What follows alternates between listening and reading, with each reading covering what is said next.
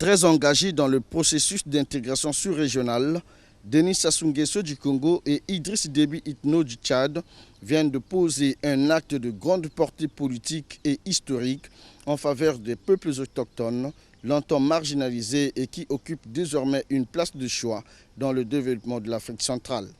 Les deux chefs d'État ont signé ce jeudi à Imfondo, dans le département de la Likwala, la convention qui transfère l'organisation et la gestion du Forum international sur les peuples autochtones du Congo au secrétariat général de la Communauté économique des États de l'Afrique centrale.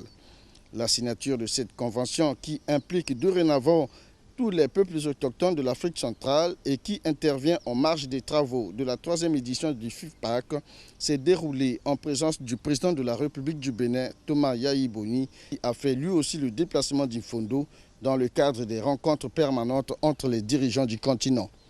Ainsi, la CEAC, qui a désormais l'obligation de participer au développement socio-économique et culturel des peuples autochtones dans l'espace sous-régional, s'engage à poursuivre et à pérenniser la philosophie qui a concouru à la création de ce projet, notamment la volonté de préserver les écosystèmes forestiers de l'Afrique centrale et la promotion de l'économie verte. À partir de ce jour,